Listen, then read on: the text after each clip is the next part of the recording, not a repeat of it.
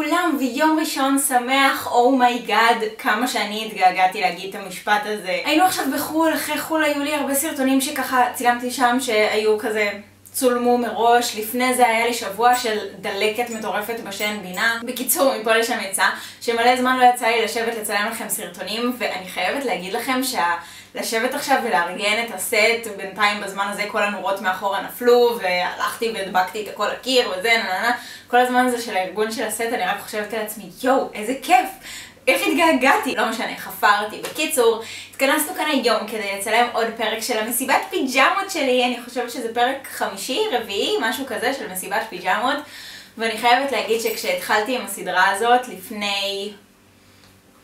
לפני שנה, שנתיים, אני לא יודעת לפני כמה זמן התחלתי עם הסדרת מסיבת פיג'מות, לעולם לא תיארתי שיהיה פרק של מסיבת פיג'מות שבו אני אתיישב ואספר לכם כמו לחברות הכי טובות שלי שאמיר הציע לי נישואים. אומייגאד, אני מתחתנת! פרדי, את גם מתרגשת?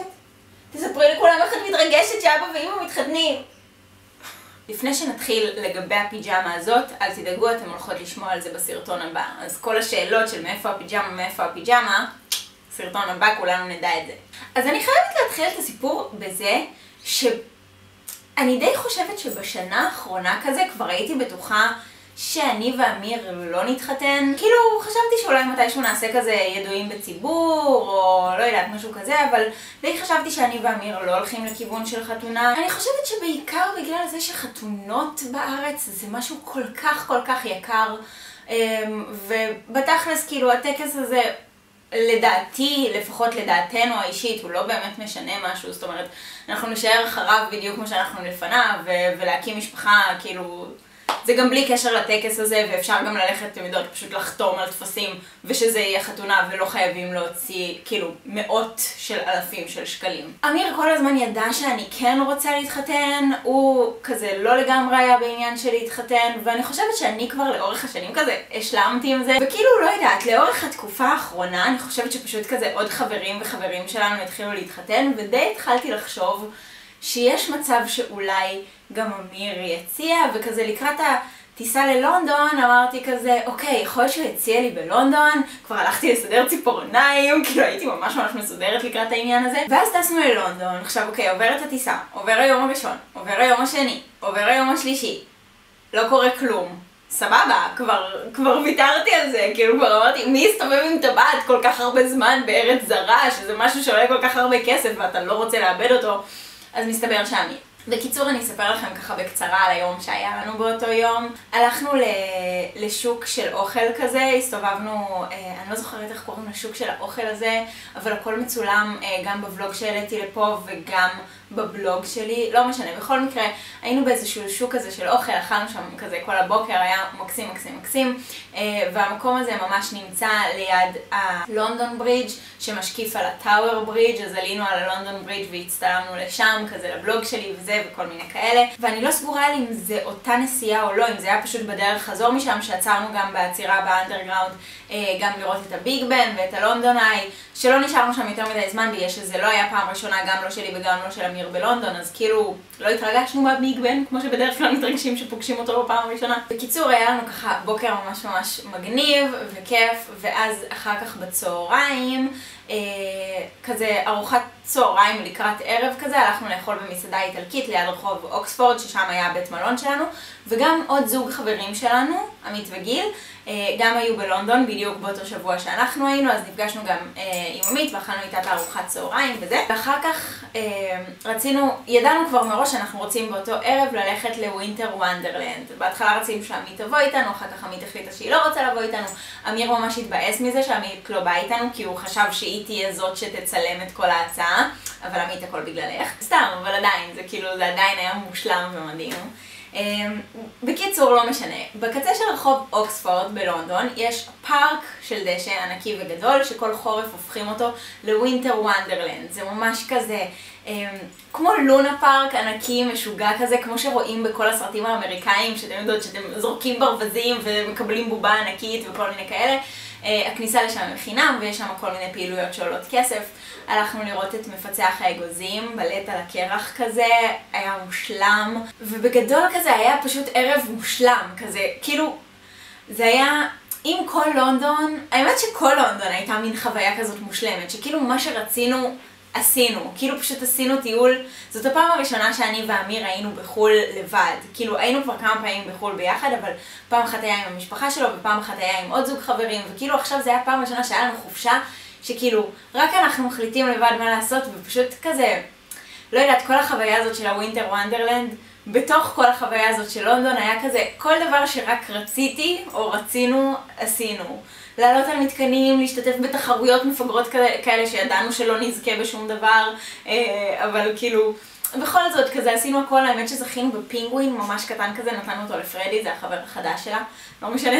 בקיצור, אז היה מושלם, באמת, היה מדהים, היה ערב מדהים. ואם אתם תסתכלו על הסרטון שלי של לירון טסה ללונדון ותראו את כל הפארק הזה בחושך עם מיליון נורות קריסמס, אז זה המקום שאני מדברת עליו.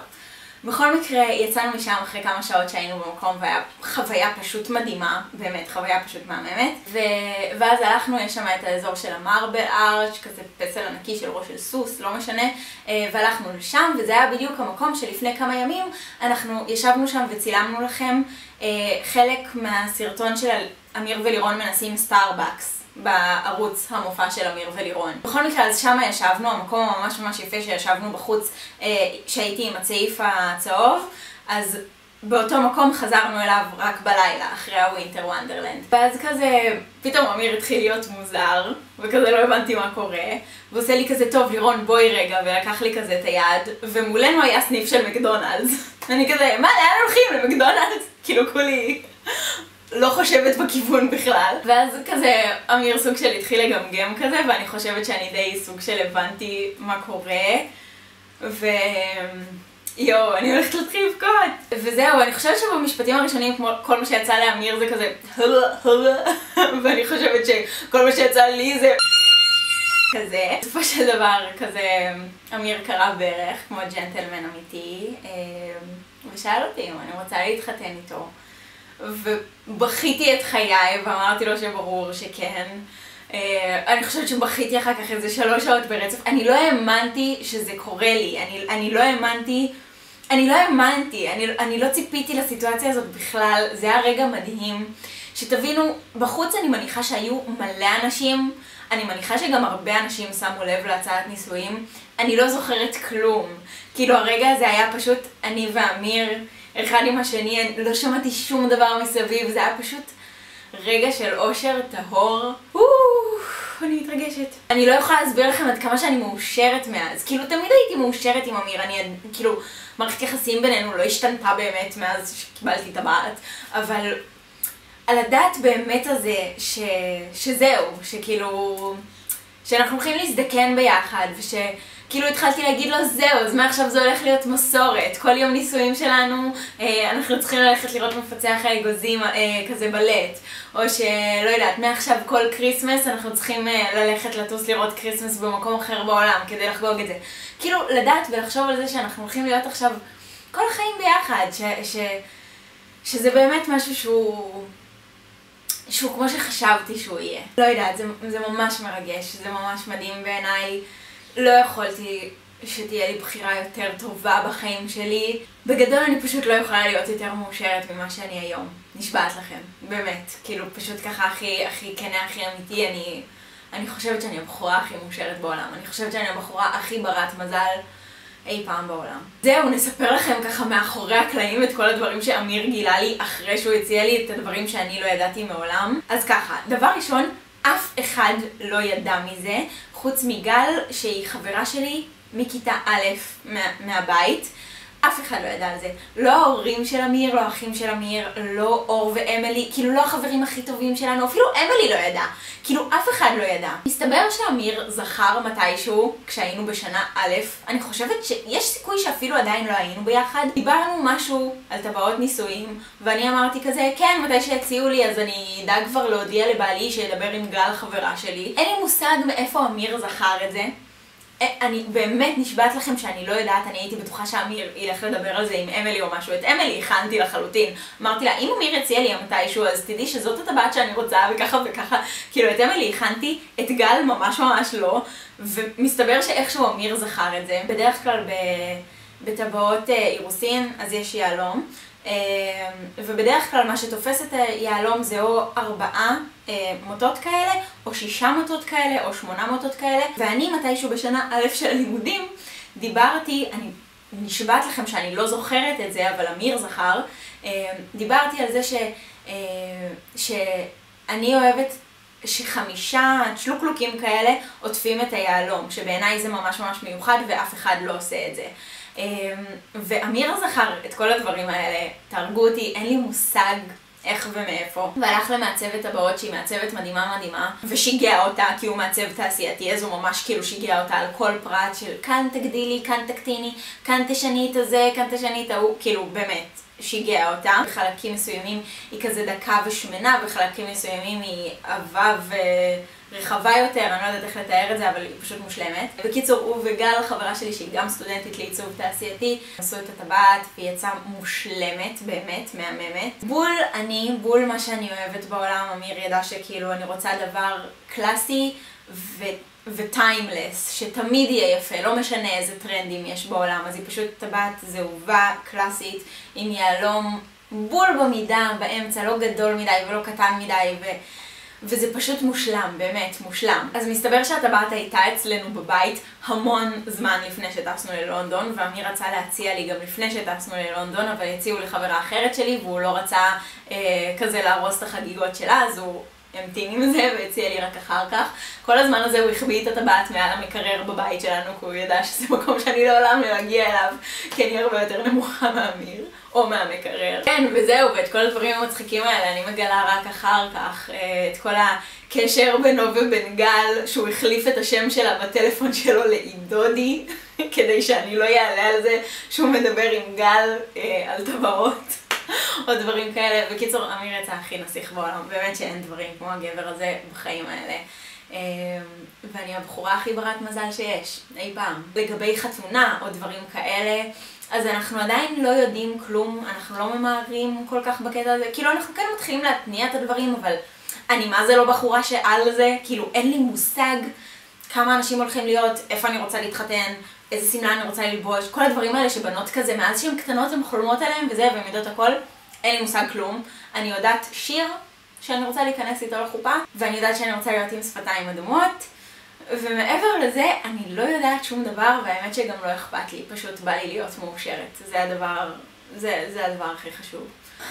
אני לא יודעת לתאר לכם את האושר הזה של להתקשר להורים שלי ולהתקשר להורים המהממים של אמיר ולספר להם על זה, לדבר עם האחים שלנו ולספר להם על זה, לקבל את קבלת פנים הזאת לבית, למשפחה החדשה, כאילו היא לא באמת משפחה חדשה, אבל זה כאילו עכשיו כזה באופן רשמי וזה. בקיצור, כן, אני הבחורה הכי ברת מזל בעולם, אני לא חושבת שהייתי יכולה למצוא בן זוג יותר טוב לחיים שלי וזהו, וממש כיף לי לשתף אתכם בזה, כי אתם במשפחה שלי. אז אני לא יודעת לאן החתונה הולכת, כאילו איפה, מתי או איך זה הולך להיות.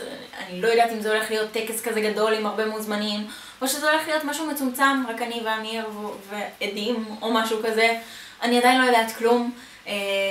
אני מניחה שאני אשתף אתכם באיך שהתהליך ממשיך. אני לא רוצה להפוך להיות כזה, איך שלי מתאר את זה, מישהי שמסתובבת עם חופה מתנפחת בכיס, אז אני לא רוצה להפוך להיות כזאת, כאילו בא לי להישאר אני, לעשות את הדברים בדרך שלי, באיזי. אני מניחה שייקח לי זמן, ואני אעשה את זה באושר, ואני אעשה את זה באיזי, ואני אעשה את זה בכיף, ואני אמשיך לתפעל את הערוצי יוטיוב שלי ואת הבלוג שלי, וכאילו אני לא מתחילה להיות עכשיו איזה קוקו משוגעת שמתחתנת וצריכה לעזוב את הכל כי היא מארגנת חתונה, ממש לא.